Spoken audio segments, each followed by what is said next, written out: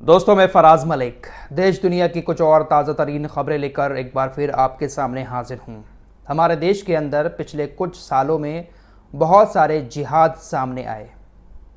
Love जिहाद, UPSC जिहाद, थूक जिहाद और न जाने कौन कौन से जिहाद हमारे सामने आए। और अब एक और नया जिहाद सामने आ चुका है जिसका नाम है शरबत जिहाद। आगे आगे देखिए कौन कौन से जिहाद हमारे सामने आते हैं। अब ये शरबत जिहाद क्या है और ये कहाँ से आया है? बाबा रामदेव को तो आप लोग जानते ही होंगे, उनकी तरफ से इस शरबत जिहाद की शुरुआत की गई है। क्या है पूरा मामला? वीडियो में बने रहिएगा, विस्तार से चर्चा करेंगे। लेकिन पहले आप लोगों को मिडिल ईस्ट की तरफ लिए चलते हैं। सबसे पहले बात कर लेते हैं अमेरिका और इजराइल की। अमेरिका इजराइल पक्के दोस्त हैं। डोनाल्ड ट्रंप लगातार तमाम देशों के ऊपर टैरिफ लगा रहे हैं। सबसे बड़ा टैरिफ उन्होंने 145% का चाइना के ऊपर लगाया। लेकिन उन्होंने अपने दोस्त बेंजामिन नेतन्याहू को भी नहीं छोड़ा।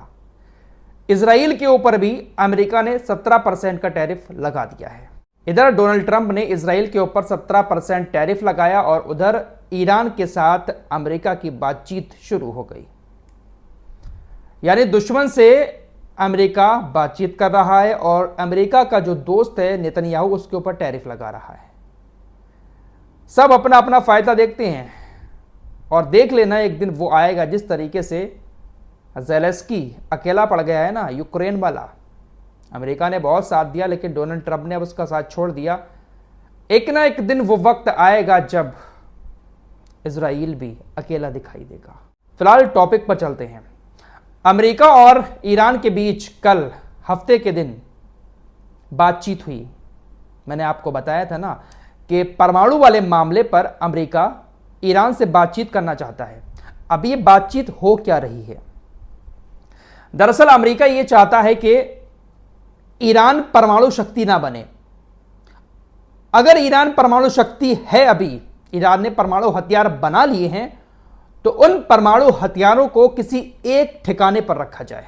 इस बात को ध्यान से समझिएगा। अमेरिका ईरान से बातचीत कर रहा है परमाणु वाले मामले पर, क्योंकि लगातार अमेरिका, इजराइल और तमाम देश ईरान को लेकर यह कह रहे हैं कि ईरान के पास परमाणु हथियार हैं और अगर परमाणु हथियार हैं तो दुनिया को तबाही से बचाने के लिए, मिडिल ईस्ट को तबाही से बचाने के लिए एक समझौता किया जाए जिसके मुताबिक तमाम परमाणु हथियारों को एक जगह सभी देश इकट्ठा करके रख दें। सबसे पहले ईरान से बात कर रहे हैं डोनाल्ड ट्रंप इसी मामले पर। पहले हफ्ते की बातचीत हो चुकी है। बातचीत अच्छी रही रिपोर्ट्स के मुताबिक, इसलिए इस बातचीत को अगले हफ्ते फिर से करने का प्लान तैयार किया गया है। अमेरिका के अधिकारी और ईरान के अधिकारी अगले हफ्ते फिर बातचीत करेंगे इसी मामले पर।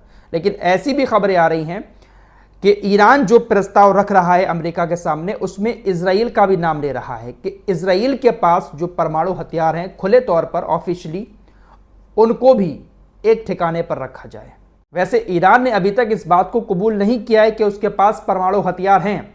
3 दिन पहले अभी जो ईरान के राष्ट्रपति है उन्होंने एक बयान दिया था कि देखिए पिछले 10 सालों से हमारे ऊपर ये आरोप लग रहे हैं कि हम परमाणु हथियार बना रहे हैं, लेकिन हमने अभी तक किसी तरह की कोई कोशिश नहीं की है। राष्ट्रपति का ये जो बयान आया है ईरान के, ये शायद इसीलिए आया है क्योंकि अभी भी ईरान नहीं चाहता कि दुनिया को पता चले उसके पास परमाणु हथियार हैं। अगर ऑफिशियली ये कह देते हैं कि हमारे पास परमाणु हथियार हैं तो अमेरिका किसी न किसी तरीके से प्रेशर डलवाकर परमाणु हथियारों को किसी एक जगह पर इकट्ठा करवा लेगा और मुखिया खुद बन जाएगा। ये बात बहुत पहले मैं आप लोगों को बता चुका हूं। अमेरिका लगातार ये कोशिश कर रहा है कि तमाम परमाणु देश अपने हथियारों को एक जगह इकट्ठा कर लें ताकि दुनिया में किसी तरह की कोई जंग ना छिड़ पाए। इकट्ठा करवा के सबके हथियारों को, और मुखिया देखना अमेरिका ही बनेगा। एक तरफ अमेरिका और ईरान के बीच बातचीत चल रही है, दूसरी तरफ ट्रंप की धमकियां अभी भी रुक नहीं रही हैं। ट्रंप ने एक बार फिर से कहा है कि मैं ईरान को एक समृद्ध और शांतिपूर्ण देखना चाहता हूं। उसे परमाणु समझौते पर आना होगा, वरना सैन्य कार्रवाई के लिए तैयार रहना होगा। तो धमकियां अभी भी लगातार जारी हैं। अगर ईरान राजी होता है किसी प्रस्ताव पर, तो अपने प्रस्ताव में ईरान ये भी कहने वाला है कि इजराइल को भी पूरी तरीके से परमाणु मुक्त किया जाए, इजराइल को भी परमाणु हथियार रखने की इजाज़त ना दी जाए। फिलहाल इतना आसान नहीं है कि कोई भी देश किसी देश की बात मान जाए। आगे बढ़ते हैं।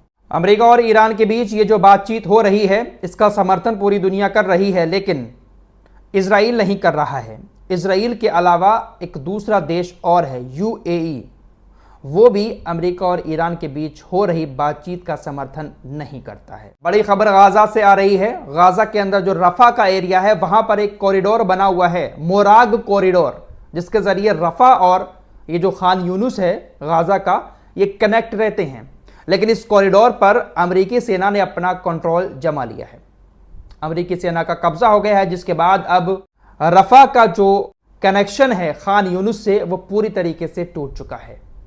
अब रफा और खान यूनुस में आना जाना बंद हो गया है लोगों का, गाजा के लोगों का। ये जो मोराग कॉरिडोर है, ये रफा के एरिया में बना हुआ है, और रफा जो है वो मिस्र के बॉर्डर पर है। तो इसी कॉरिडोर के जरिए, मिस्र के जरिए गाजा को ये कॉरिडोर बाहरी दुनिया से जोड़ता है। लेकिन इस कॉरिडोर पर अब इजराइल का कब्जा हो चुका है, तो अब पूरी तरीके से कनेक्शन से बाहर है इस वक्त गाजा।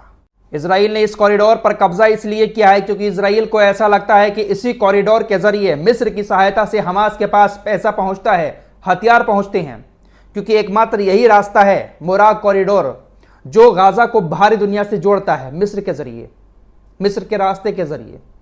लेकिन इस पर कंट्रोल जमा चुका है इजराइल। इजराइल ने आज सुबह अल अहली बैप्टिस्ट अस्पताल पर 2 मिसाइलों से हमला किया, जिससे यह अस्पताल सेवा से बाहर हो गया और गहरी देखभाल और सर्जरी विभाग नष्ट हो गए। बैप्टिस्ट अस्पताल गाजा शहर में काम करने वाला आखिरी अस्पताल है, उसको भी तबाह कर दिया। आपके स्क्रीन पर ये जो दिखाई दे रहे हैं, ये पाकिस्तान के राजनीतिक और धार्मिक नेता हैं, जिनका नाम है किफ़ायतुल्लाह। इन्होंने कहा है अपनी सरकार से कि वो KFC, नेस्ले, मैकडोनाल्ड, इन सभी कंपनीज का लाइसेंस रद्द कर दें, क्योंकि अभी भी पाकिस्तान के अंदर ये सारी चीज़ें धड़ल्ले के साथ बिक रही हैं। दोस्तों, आजकल धर्म के नाम पर बहुत ज़्यादा बिजनेस हो रहे हैं। कोई भी इंसान अपने बिजनेस को बढ़ाने के लिए धर्म का सहारा लेता है। आपने सोशल मीडिया पर ही देखा होगा, लाखों करोड़ों फॉलोवर लोगों ने धर्म की बात कर करके जोड़ लिए। ऐसा ही अपना बिजनेस चलाने के लिए लोग धर्म का सहारा भी लेते हैं। ऐसा ही कुछ आरोप इस वक्त पतंजलि के बाबा रामदेव के ऊपर लग रहा है, जिन्होंने भारत की एक बहुत ही ज्यादा मशहूर शरबत ब्रांड, उसको शरबत जिहाद का नाम दे दिया है।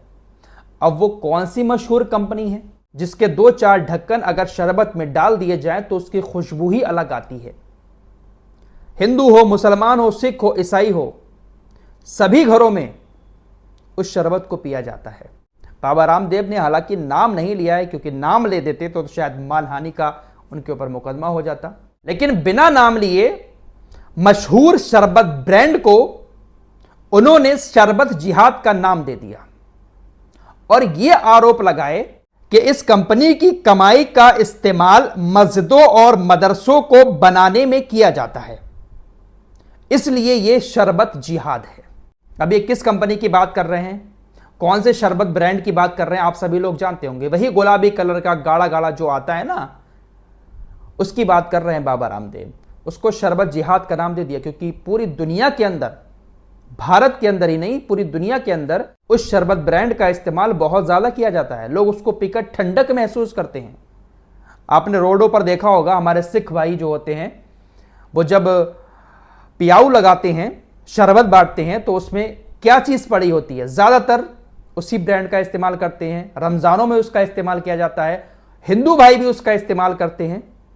लेकिन बाबा रामदेव ने अपने पतंजलि के प्रोडक्ट, उसी तरीके के शरबत ब्रांड को प्रमोट करने के लिए धर्म का सहारा लेते हुए दूसरी मशहूर कंपनी को शरबत जिहाद का नाम दे दिया और आरोप लगा दिए कि मस्जिद और मदरसों में इस कंपनी के पैसे का इस्तेमाल होता है। जिसके बाद रिपोर्ट के मुताबिक देवबंद के कुछ उलेमाओं ने बाबा रामदेव के इस बयान पर कड़ा रुख भी अपनाया है। उन्होंने कहा कि ये सब धार्मिक भावनाओं का सहारा लेकर अपने शरबत ब्रांड को फेमस करने वाली बातें हैं और ये बहुत ही ज़्यादा निंदनीय है। इससे समाज में एक गलत मैसेज जाएगा।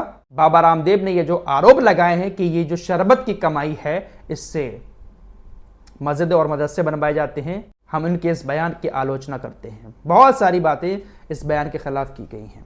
फिलहाल इस मामले पर आप लोगों का क्या कहना है कमेंट बॉक्स में ज़रूर बताएं। मिलते हैं कुछ और नई खबरों के साथ, तब तक के लिए अपना ख्याल रखिएगा। अल्लाह हाफिज़।